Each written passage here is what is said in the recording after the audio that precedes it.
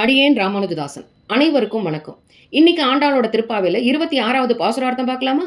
மாலே மணிவண்ணா மார்கழி நீராடுமா. இந்த பாசுரத்துல நோன்புக்கு தேவையான கருவிகளை கொடுத்தருள வேணும் அப்படின்னு பிரார்த்திக்கிறா. நேற்றைய பாசுரத்துல பரதந்திரன் என்ற உணர்வே இல்லாத கம்சனோட வயிற்றுல நெருப்பா இருந்தான் அப்படின்னு சொல்லி நாங்க உன்னை அறுதித்து வந்தோம் அப்படின்னு சொன்னா இல்லையா? ஆக கம்சனோட வயிற்றுல மட்டும் அல்ல, நம் அனைவரின் வயிற்றுமே அக்னியா இருக்கான்.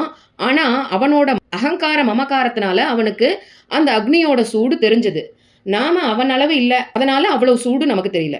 ஆனா நாமும் அகங்கரிக்கிறோம். அதையே ஆண்டாள் இந்த பாசுரத்துல சொல்றா. மாலே மணிவண்ணா, நேற்று வர விடியற் காலையில 3:30 மணிக்கு எழுந்தோம், செய்யாதனதெல்லாம் செய்யல, 10 பாகவத பெண்களை எழுப்பி, அதுவும் கஷ்டப்பட்டு எழுப்பி உன் வீட்டுக்கு வந்து மாமன் மாமி மைத்துனன் மனாட்டி பெண் இப்படி இவர்களெல்லாம் எழுப்பி உன்னையும் எழுப்பி, அப்பா எவ்வளவு கஷ்டப்பட்டு வந்தோம் அப்படின்னு நாங்களும் கொஞ்சம் அகங்கரிச்சிட்டோம்.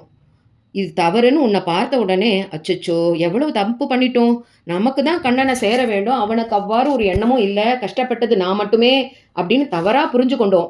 இன்னைக்கு உன்னை பார்த்த உடன் தான் தெரியறது, நாங்க இத்தனை பேர் இத்தனை வேலைகளை செய்து நன்றா தெம்பா நிற்கிறோம்.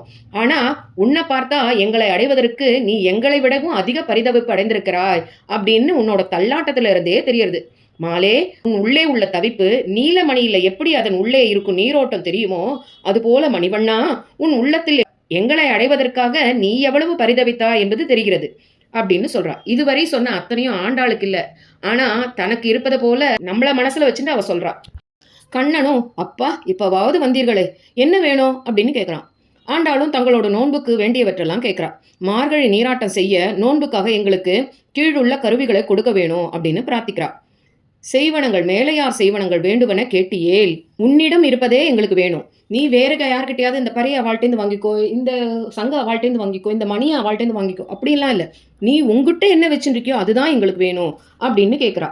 உன்னிடம் இருக்கும் சங்கின் ஒளியானது இந்த உலகத்துல யாரெல்லாம் தீயாரோ அவர்களோட உள்ளத்துல சென்று நடுக்கத்தை ஏற்படுத்தும்.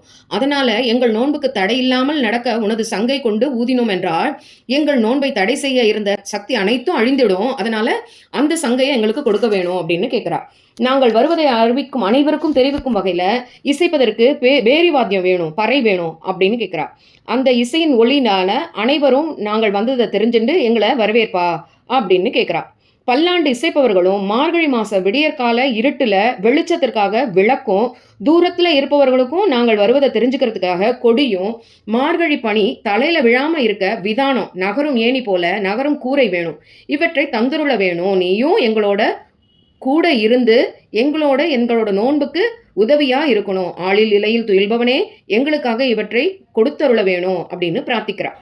மாலே மணிவண்ணா மார்கழி நீராடுவாய், மாலே மணிவண்ணா மார்கழி நீராடுவாய், மேலையா செய்வனங்கள் வேண்டுவன கேட்டியே, மேலையா செய்வனங்கள் வேண்டுவன கேட்டியே, ஞாலத்தை எல்லாம் நடுங்க முரல்வன, ஞாலத்தை எல்லாம் நடுங்க முரல்வன, பாலன வண்ணத்துள் பாஜசன்னியமே போல்வன சங்கங்கள் போய்பாடுடையனவே, சால பெரும் வரையே பல்லாண்டிசை பாரு, கோல விளக்கே கொடிய விதானமே, கோல விளக்கே கொடிய விதானமே, ஆலின் இலையாய் அருளேலோரெம்பாவாய்,